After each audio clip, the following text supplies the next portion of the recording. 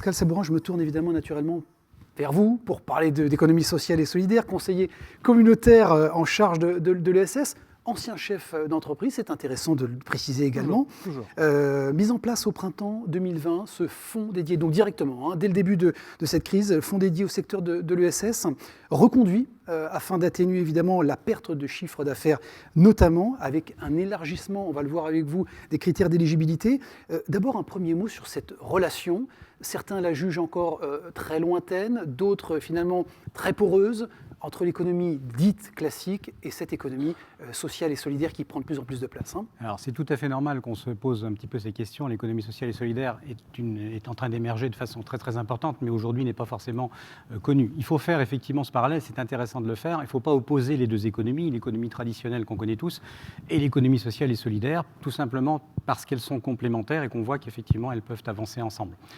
Ce qui effectivement est important dans l'économie sociale et solidaire, c'est que bien évidemment on a des activités économiques, donc il faut rechercher du résultat, de la rentabilité et du profit. Le mot n'est pas tabou, mais dans l'économie sociale et solidaire, la différenciation, elle est là. C'est qu'on va effectivement avoir une philosophie autour de l'affectation du résultat et de l'utilisation du résultat qu'on va en faire. Les valeurs, c'est essentiellement porté sur de l'humain, sur de la solidarité, sur du partage, pour une économie plus juste et plus riche, j'ai envie de dire, humainement parlant. C'est la définition que vous en donnez. Comment est-ce que vous l'appréhendez justement ? Comment l'appréhende le chargé de l'ESS, évidemment, de l'agglomération ? Il y a plein de définitions, donc je me suis fait un petit peu la mienne. Pour moi, d'abord, l'ESS, elle désigne un certain nombre d'entreprises. Donc on va trouver tout ce qui est coopératives, mutuelles, qui sont des structures plutôt un peu plus importantes. On va trouver aussi des fondations, et puis surtout des associations. Et pour ce qui nous concerne, nous ici sur la CDA, on a effectivement beaucoup d'associations avec lesquelles on travaille. Pour qu'on puisse être dans le domaine de l'économie sociale et solidaire, il faut qu'on puisse justifier d'une certaine façon de pouvoir fonder notre action sur un principe de solidarité, c'est évident, et puis surtout d'utilité sociale, d'utilité publique. Donc on est dans cette économie-là. Ça a été dit, mais je tiens à le redire parce que j'en fais un peu la promotion quand même. Sur le territoire de la CDA, c'est un petit peu moins de 1000 structures qui sont ressortissantes de l'économie sociale et solidaire. On a dit 7500 emplois. Pour information, c'est plus de 10% du nombre d'emplois du secteur privé sur la CDA. Donc on ne peut pas parler d'une économie secondaire. On est véritablement sur quelque chose d'émergent et on mesure ici tout le poids économique sur la CDA. Bon, c'est important de nous rappeler ces chiffres, ces métriques. Est-ce que vous considérez, vous, directement, que la crise est une opportunité justement pour ce secteur, ou en tout cas de le voir fleurir ? Écoutez, j'en suis convaincu. On développera tout à l'heure le fonds spécial renforcé, en l'occurrence, mais déjà, je peux vous dire, je le développerai, mais je peux vous dire que je suis absolument stupéfait, ébahi et très heureux de voir le nombre de projets qui nous sont effectivement présentés à la CDA. Moi, j'y suis tous les lundis. Tous les lundis, je vois des porteurs de projets et qui, malgré la crise et qui, malgré les événements aujourd'hui, n'hésitent pas à se lancer. C'est vraiment une richesse et ça démontre bien toute l'attractivité de notre territoire. Bilan du fonds, acte 1, et présentation évidemment du fonds de soutien à cette ESS. Quel bilan vous en tirez directement, vous ? Alors, tout d'abord, il faut un peu rappeler à qui ce fonds s'adressait. Donc, il s'adressait essentiellement aux associations et aux associations dans les champs de l'économie sociale et solidaire. Et aussi aux structures d'insertion par l'activité économique. Donc, qu'est-ce qui avait été décidé ? Il fallait bien évidemment pouvoir justifier d'une baisse de chiffre d'affaires, comme pour tout le monde. Pour les associations, on a aidé effectivement celles qui n'excédaient pas 20 salariés, donc les petites associations, en leur donnant donc une prime de 2 000 €. Et puis pour les structures plus importantes, les SIAE, on est allé jusqu'à 15 000 €. Donc ça a été dit, mais je le redis, c'est 19 structures que nous avons aujourd'hui aidées. C'est effectivement un petit peu moins de 100 000 €, 98 000 et quelques euros. Mais en revanche, c'est le maintien de 280 ETP sur le territoire. Et je pense que ça mérite d'être précisé. Équivalent temps donc plein. C'est pour ces emplois que vous évoquez. Les tailles, très bien. Les secteurs ou les objets, tous les objets sont concernés. Alors uniquement les associations ressortissantes de l'économie sociale et solidaire, tout ce qui va tourner autour de l'utilité publique dont on parlait tout à l'heure, l'emploi, l'insertion professionnelle, tous ces domaines-là. Exclus pour l'instant, mais on va voir que ça va changer, tout ce qui est associations généralistes, les associations sportives et culturelles, entre autres.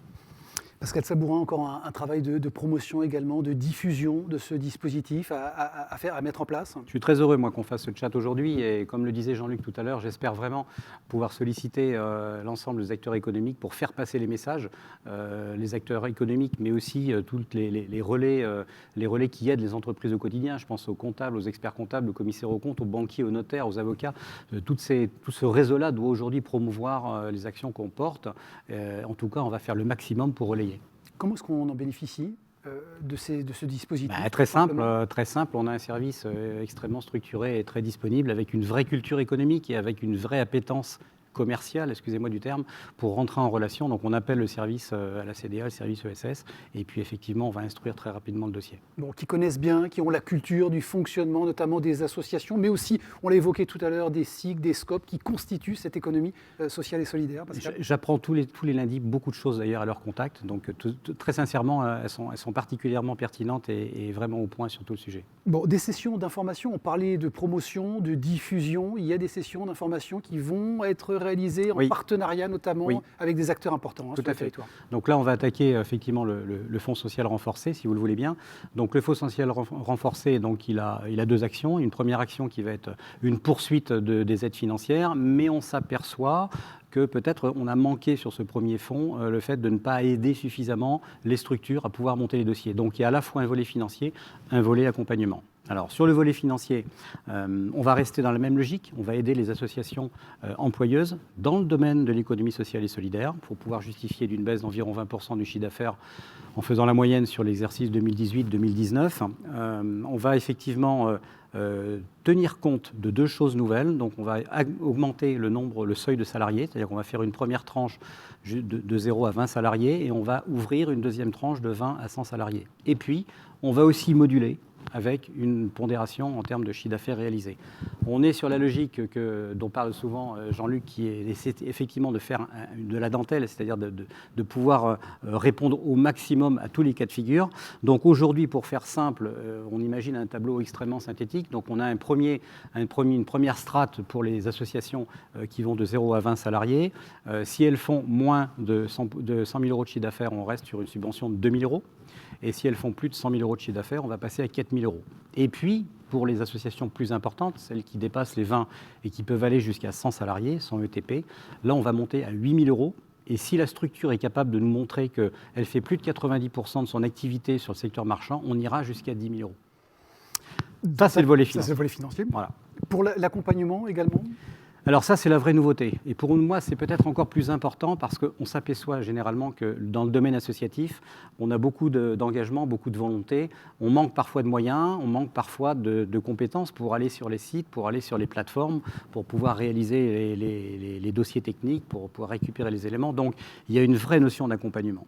Donc, on va pour ce faire d'abord s'adosser à la compétence de deux structures partenaires. D'abord la Chambre régionale de l'économie sociale et solidaire qui fait un super boulot, la CRES, et puis aussi de la structure France Active qui est une structure nationale qui aide l'économie sociale et solidaire sur tout le territoire. Donc l'objectif il est double, c'est 1, on renforce les associations existantes, 2, on va être positif et on y croit, surtout sur ce territoire. On va aider les porteurs de projets qui veulent, dans les circonstances que l'on connaît aujourd'hui, promouvoir et monter des dossiers. Avec des sessions d'information qui auront lieu dans les 6 premiers mois de cette année à définir. En espérant qu'on puisse faire un peu de présentiel, ça nous ferait beaucoup de bien, mais effectivement l'idée, c'est dans un premier temps d'animer donc des réunions d'information, on en a prévu 6, pour pouvoir expliquer aux associations quels sont les dispositifs existants et comment effectivement on peut y accéder. On va pour chacune d'entre elles créer une fiche d'autodiagnostic pour leur permettre de savoir véritablement quelle est l'aide auquel ils peuvent bénéficier. Et puis on va aller plus loin, on va aller les aider, on va leur prendre la main, si je puis m'exprimer ainsi, et puis constituer le dossier, apporter les éléments et monter le dossier complètement. Merci beaucoup Pascal pour ces précisions.